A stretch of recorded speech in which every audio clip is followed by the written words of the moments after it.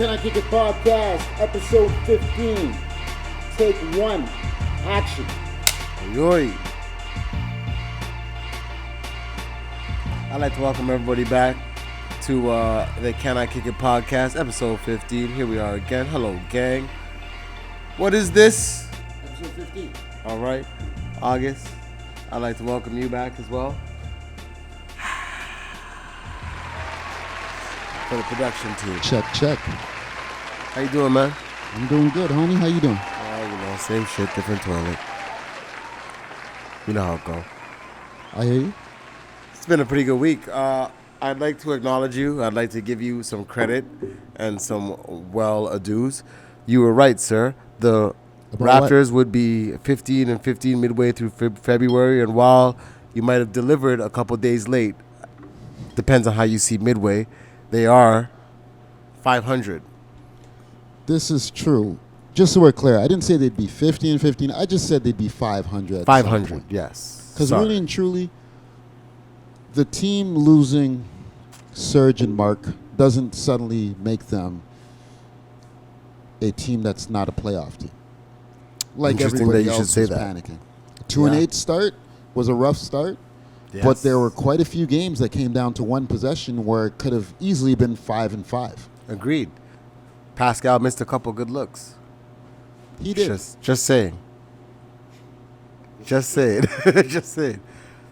He's still missing a couple good looks. We should be maybe 20 and something maybe 20 and 10. Quite possibly. Anyway, neither here nor there. We've had a couple good wins.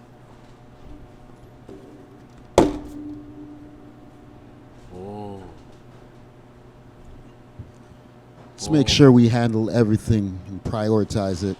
What's this about? You trying to ruin my life? I don't know, bro. Can you tell the audience a reason why I might put a bottle of Glenfiddich in front of you with a bow on it? Any particular reason? Yo, bitch ass. Happy birthday, 3 a.m., a.k.a. Mr. Kani. Happy birthday on this very day.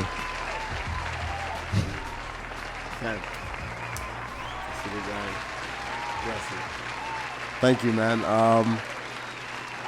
Oh, man. I'm a shitbird. Also, Chef! Wagwan, brother. You see it. We're here at the Counselor. Everything is good. Everything is good, man. Counselor is open again as well. 1186. 1188. Why do I feel like 1188 is next door? So I put 1186 on everything only to find out it was 1188. It's 1188 Queen Street West, right? We're great at promotions. 1188 Queen Street West? Yeah. 1188 Queen Street West. They're open again. They're doing a fantastic fried chicken takeout special right now. You get some fried chicken, 2 pieces, quite large. Some hard dough bread, which is a lifesaver when you're drinking. Trust me. Correct. And you get the wedges, the macaroni and cheese. Wedges, macaroni and cheese, and I think kale salad if you want as sides. But definitely come down and visit them. Toronto will probably be open about right now. So by the time you see this, come down and check them out. This Glenfiddich is going to ruin my day. Let's get this box out of the way here because people complain about my face being blocked. But, Chef, you drinking? You drinking? That's what I like to hear. I mean, I'm saying you ain't got Participation points, boy. You don't necessarily have to drink it now. It's a gift. Oh, you thought you were going to get away without having to partake? Well, we do have the bottle of Jameson. Nope. When you bring devil's juice, and then we had devil's juice, and now you brought something completely different, you will participate. That's fine. All right. I'm down. Fantastic. Man, so I think this week what we decided we was going to talk about was when Kyle Lowry's injured once again, which seems to happen every season. And I realize every time Kyle Lowry gets injured, it seems to kind of really write the narrative of the team of how it's going to go and just kind of sets the bar as to where we are. Can we win without Kyle Lowry? Are we mentally prepared? Are the young boys who have to step into his shoes mentally prepared? And I think we saw some good stuff today. While Malachi was a little bit quiet, and that's what I think I really want to concentrate on. Terrence Davis was definitely clutch in that Minnesota win, which was ugly, but That three-pointer was big to put the game away, for sure. yes. That game was ugly because, I'm sorry, it was a 26-1 run. Yeah, but this is the thing about the Raptors defense, right? And to keep it short, when I said that they're the best defense, and I'm going to keep killing this because That's Giannis fair. had 20, 10, and like 8 the game before that, and then we held him to, I think it was like 33% shooting, maybe even 25. We can go a step further. We held Milwaukee to under 100 points for the game for the first time this season. There you go, right? This is a defense. A lot of people will look at numbers and say, well, the numbers don't say that you're the best defense in the league, but your ability to adjust to superstars is second to none in that league. Anyways, point being, it's been an interesting week. It has. I mean, let's recap the week. Yep. Let's do it quickly. That's 3 games this week, yeah? The week started, well, by our standards, for the simple fact that we recorded on Sunday afternoon. Yes. We then watched Toronto lose to Minnesota, and all thought, what the fuck? I didn't think, what the fuck? I think you just didn't get up. I don't think you're a championship team this year.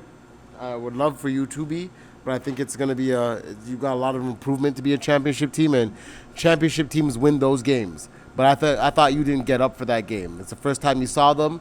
You let them come out. They've lost 5 in a row, something like that. Yeah, Right? They're hungry. that's true. Those are games that Yeah. we used to lose in the DeMar DeRozan era. Yeah. Excuse But- me. Can I get those words out? Jesus Christ.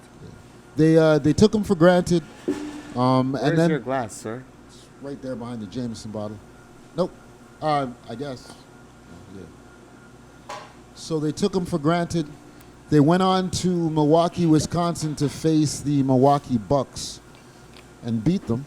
Yes. Then they stayed in Milwaukee and faced Milwaukee again on Thursday night and beat them again. No, they didn't just beat them. They fucking blew them out, to be honest.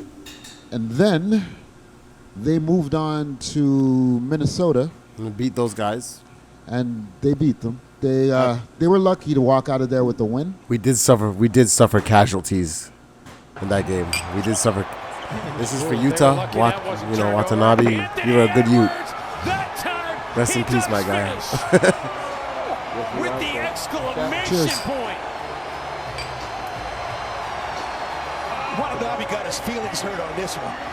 I mean, that is absolutely filthy. Oh my God, Glenn Fittich goes down so smooth. Can't wait to come home in my Mercedes Benz and then drink Glenn Fittich. I'm just kidding. Anyways, But that's the week in review. Yep. We were 3-1. The one being the first game against Minnesota. Mm-hmm. We should have been 4-0. But I mean, 3-1 results in us being 15-15. We just finished watching the Boston Celtics go down in overtime to the hands of the New Orleans Pelicans. and Zion. Yeah. So right now the Raptors are technically tied for 5th place with the Boston Celtics. Which is, I'm a happy man. I mean, at 4 games maybe out of first place? 5 or 4 and a half? I believe it is 5 games. Somewhere around there. Yeah. But yeah, you were saying about Kyle Lowry? Well, every year Kyle Lowry gets injured. Every year Yeah. Kyle Lowry gets injured. I don't think it's because he's not durable. I think it's because of the way he plays. Mm-hmm.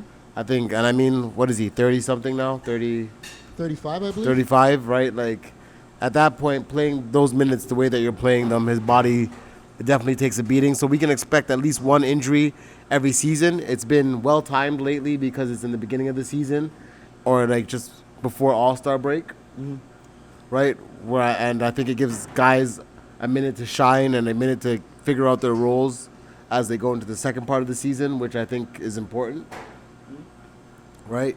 But yeah, I think the biggest thing everybody's looking for in this injury is, or with this injury, is how's Malachi Flynn going to fit in? And it hasn't been Malachi Flynn that's actually stepped in so far. It's really been Norman Powell that's kind of taken up the slack, right? But I think everybody, if you're a real Raptors fan, or if you're me or similar to me, let me not say a real Raptors fan. Let me not go that far. But I think I'm excited to see what exactly Malachi Flynn can do on an NBA court as opposed to the G League affiliates where he's kind of tearing it up right now, right? I do feel like he looked a lot faster coming back, like he is getting comfortable with the pace of the game, the NBA game, as opposed to the G League game. But he didn't really do much outside of that. Well, I like the fact that he went into the G League bubble because that's the Raptors program. That's what they've always done. Yes. Every single one of their draft picks has spent time in the G League and put in work in the G League and pretty much won a G League championship. And then that's translated to the NBA. Yeah. Right? Yep. Malachi Flynn went to the G League and apparently he was putting in some work down there. He's only been up for one game, so I'm not really worried about it. Yeah. Norm stepped up. That's what I expect. Like, these players are still developing. Norm is still developing. Yes. Norm hasn't peaked. He's still developing. You think Norm hasn't peaked? You don't think this is the peak of it? He's peaked. Right? This is a lot of years for Norm in the league to not have peaked. I think he's playing well. Norm's only been in the league for about, 5 years? This must be his 5th season. You don't feel like it's 7? No. Norman Powell was, what is it? We're in 2021? We're in 2020. This is the 2021 season. But outside of that, I mean, this is rookie season. I'm not expecting. 6 years. I'm not expecting. Yeah. 2020, Sounds about 2015. right. 2015. We're both right, I guess. Yeah, because I said 5. You said 7. It was 6. Yeah. Okay. Go ahead. I don't expect any rookie to be a integral part of what the Raptors do in their program. Because that's not how they operate. I don't think any Raptors rookie is ever going to win the Rookie of the Year award. Because but that's for a lot of different reasons. Because, Rookie of the Years come onto the scene and they just make a huge impact, right? The Raptors don't allow their rookies. The way they operate, their rookies are not going to be a huge part of what they do. Also, but their rookies are like Norman Powell is a 46th pick. That's fair. Malachi Flynn is like a 26th pick. That's Fred fair. VanVleet is undrafted. Pascal Siakam was 7th, but no, Pascal Siakam was 20th. I just don't know that these are guys you're expecting to make. But it doesn't matter about expectations, right? The person that's first overall, second overall, you can easily say, they're going to be Rookie of the Year. You'd probably be right, because that player is going to be in the program in such a way that it's key. Whatever they do is key. We're building this team around them. But what I'm saying is... No, I get it. We're showcasing this player. Yes. We're building this team around them. Yes. The Raptors don't pick that high up, and they already have something in place, so they're not going to need to showcase that player. But do you think if the Raptors had a number 1 pick that maybe their strategy as to how they approach rookies, how much playing time that rookie gets, if they had a number 1 pick, it would matter a little more, no? If you had a number 1 pick because your team was putrid, it would matter. Also, right? shouts out to Raptors scouting for however they're finding these guys, because it's been about 4 or 5 years in a row. Like, Pascal Siakam is making a max extension. Fred VanVleet is making $84 million over the next 4 years. Yeah. Kyle Lowry has gone from uncoachable to one of the best point guards in the league. Like, your scouting has been on point for the last couple of years, and how you want to build a team. Like, this team is pluggable with multiple superstars, right? So just shout out to that. But go on. Sorry, brother. I just feel like the superstar mentality doesn't work with this team. So when you have a first-round draft pick that's being told he's the man and he's going to run a team, it's not going to work. It's not going to work with the Raptors. Everybody earns their stripes. Everybody climbs that ladder. Yeah. Fred VanVleet, even though he made a name for him in college with Wichita State, when it came down to it, he had to play in that G League. He had to come up under Kyle. He only saw shine when Kyle was injured. Who was our backup point guard when Fred first came in? DeLon Wright. Okay. He's a stretchy defensive player. I could understand why that's... Why he came behind. I mean, he's a rookie too, undrafted. No, hold on. DeLon Wright and Norm Powell were in the same draft, if I'm not mistaken. DeLon Wright was the first-round draft pick, and Norman Powell was the second round draft pick. It's weird that we kept. It's kind of, to be honest, Norman Powell to me has kind of exceeded DeLon Wright. Oh, for sure. But right? DeLon Wright gets a jump shot, and that's a different story, maybe. I think that if DeLon Wright was still a Raptor, he would be dependent on more than Norman Powell. I think it's a matter of where you go, right? I mean, I watched DeLon play a little bit. He's like, the shot looks better, but Norman Powell is definitely, at that point, a better scorer. Maybe if you're looking for a point guard to stretch the floor, but when you have Fred that can shoot it, why keep DeLon and he's still playing the same kind of defense that's going to keep you in a game, right? Mm-hmm. You sacrifice some height for that, but, Yeah, DeLon gives you a little bit on defense also because he's got length to him. But don't even say pause after that. Everybody should know that that's not what we mean. Yeah, we don't talk about that here. Never have we ever. But go on, go on. But I just think that Kyle Lowry, right? Whenever he gets injured, it kind of opens up the narrative as to what this team's going to be and what we can expect going into the end of the season. Not necessarily the playoffs, but the end of the season, right? Like him being away opens up a gap for somebody to step up.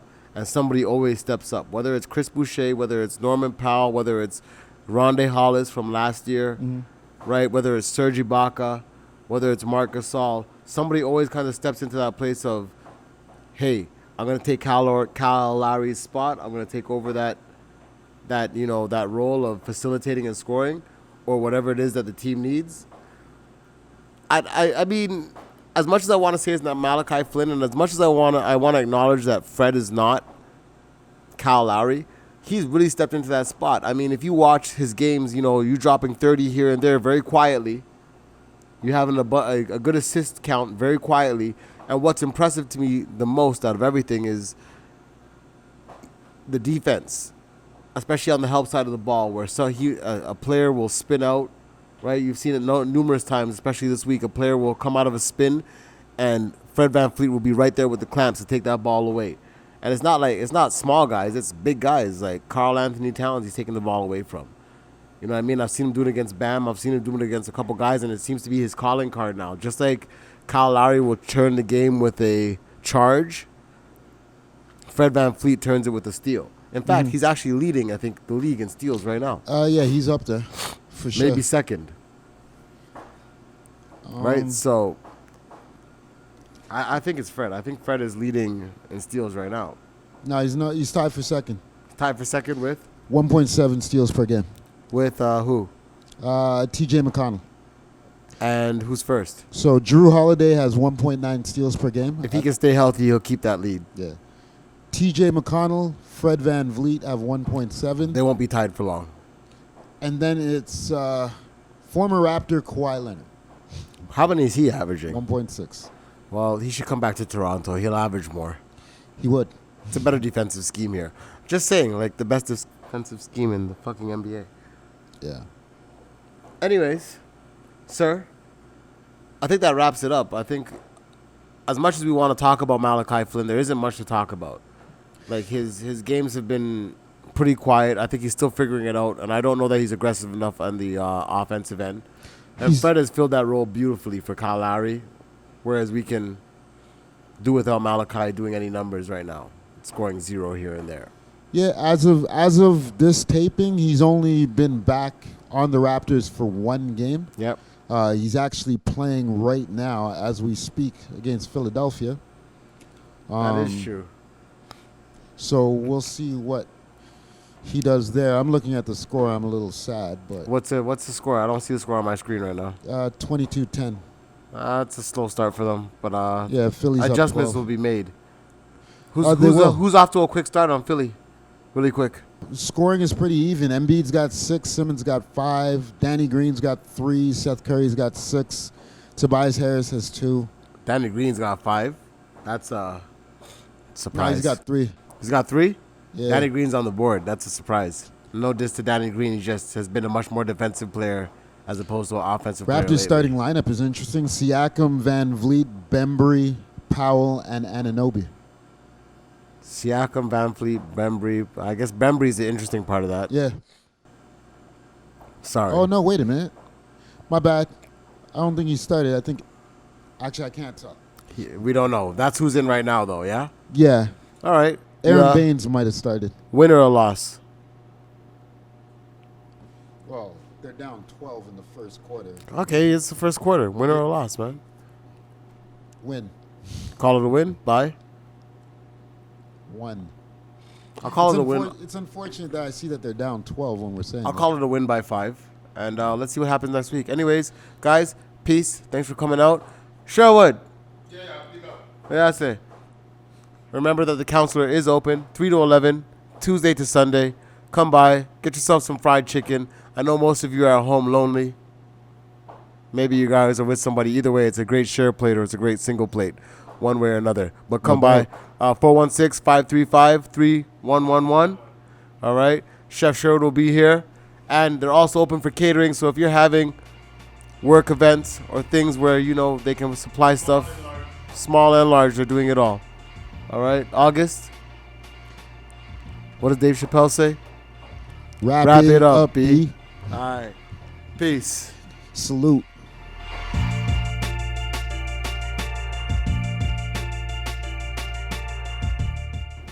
Thank you for the scotch, dude. That's very nice. It's actually very selective of you as well. I appreciate it, man. I don't know how you know I like Glenfiddich, but Because you pulled it out the last time on it. like a weirdo.